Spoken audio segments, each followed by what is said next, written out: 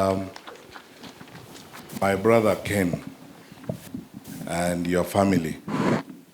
I've always prayed for a time, and this is the right time to address Abantu Waitaba.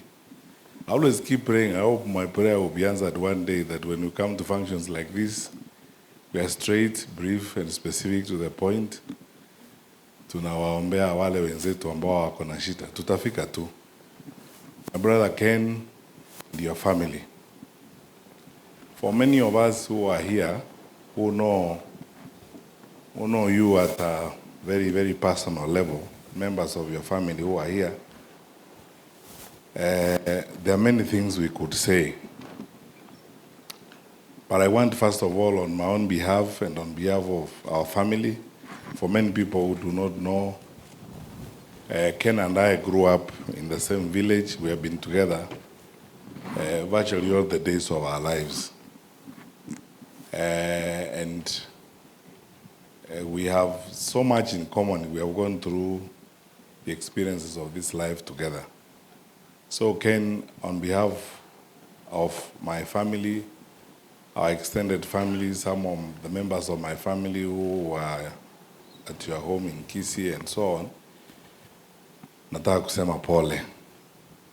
And also, those of us who are a bit close and who interact with you, we know some things that we do not need to say here. We know the journey you have gone through with this illness of your dear wife.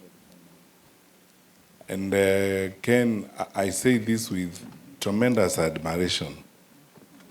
Many people don't know over the last 2-3 years what you've had to deal with in your family. You lost a brother, and I know that your mom has been unwell. To be honest with you, every time we spoke about your wife's illness, to many of us it's been just a very difficult matter even to pray about. But as we spoke the other day, the Lord has been gracious, has strengthened you and carried you and your brothers through this experience. And we continue to pray that the Lord continues to hold you by his mighty right hand. I also secondly bring condolences, some of which you have received in other forms. First, from retired President Uhuru Kenyatta, who was your client and is your client, his brother Muoho Kenyatta,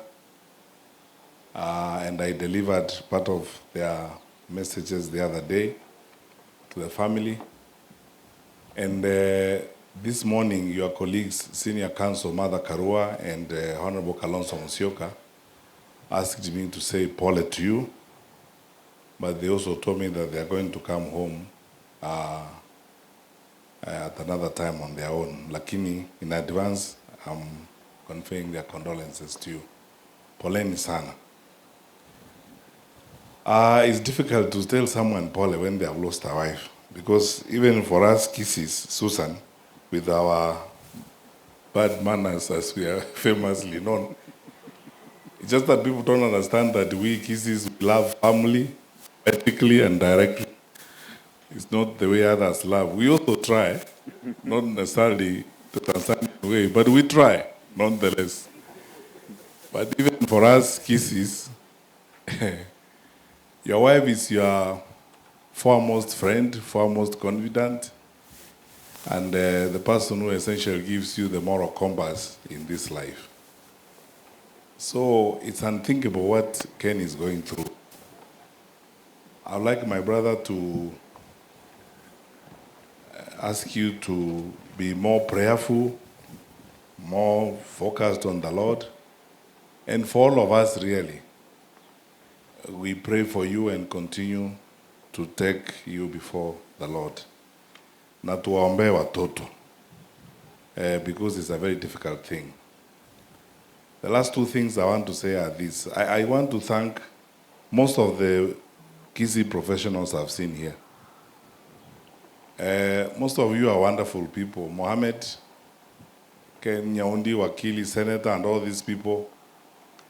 This group of ours, the way we've been dealing, Mark Simba as our mentor and our Kaka guiding us, we have remained together. And I want to agree with what Solicitor General Moses said here. These things will come and go. They do go, actually.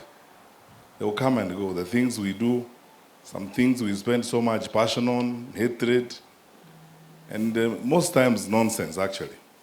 They do go. What is important is the relationships we keep and the sincerity that we keep with each other. We are each other's keeper. The Lord has put us in this place for a purpose, to do a good job for the Lord, not for ourselves. When all is said and done, my former colleague, Adan Mohammed, now Director General at KRA, used to tell me that according to the Muslim faith, adherents or faithfuls are encouraged that every so often you should visit a graveyard. And I asked him why. He said, because you should be reminded that even you one day will lie somewhere there, and people will be reading something that is on your tombstone. So as you live this life, you keep asking yourself, what would you like people to read on that tombstone when they visit the graveyard? So I told him that is a very nice way in which the Muslim faithfuls encourage their people to mind that they live their lives sensibly, meaningfully, and do things that actually matter in this life. Because when we come to a point like this, we ask ourselves, why then do we spend so much of our time, so much of our resources, so much of everything, quarreling, disagreeing, insulting each other? Are we being good stewards? The Lord is calling us to use our lives meaningfully and sensibly when we are here. So Ken, words will not be enough to comfort you, my brother. We will do the best as human beings to stand by you and pray for you and pray with you and pray with your family and stay around. But as you go through this, we will still leave you in the safe hands of the Lord to guide you and strengthen you, because this is a tough experience. It's not a very easy one. But the Lord will see you through. The Lord whom you have believed and the Lord in whom you have faith, who has carried you through all these experiences, He will see you through. And as days go by, and as you walk with Him even more, and even in these difficult times, you will get to know Him even more, and He'll become much, much closer to you.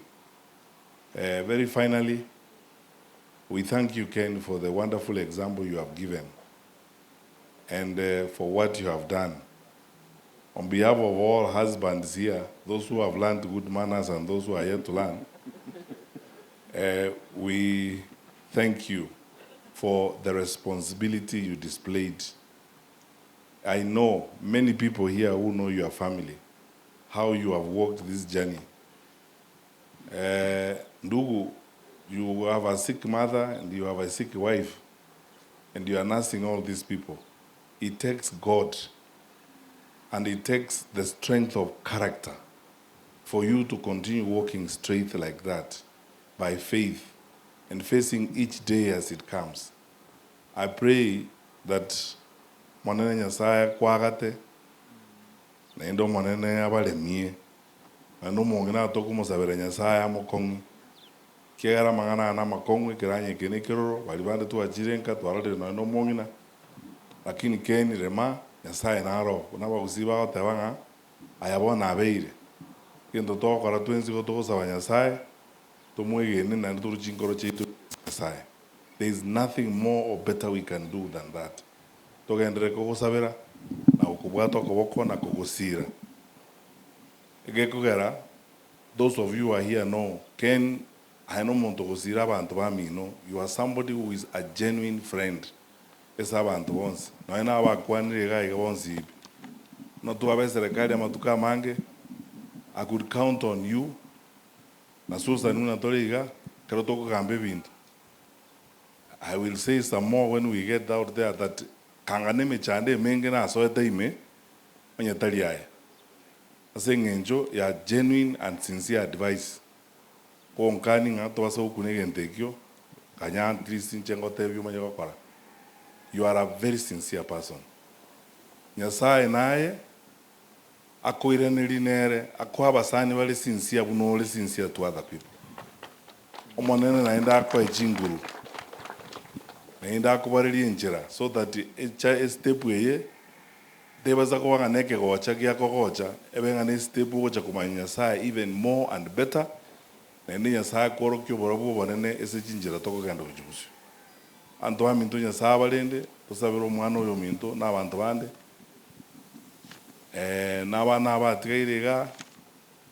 We continue to pray for them and be close to them as much as the Lord will provide, and we hope and we have faith the Lord's will is going to be done and they'll be fine. My brothers and sisters, there's nothing better and more important to do than to say, Paul and comfort a friend such as we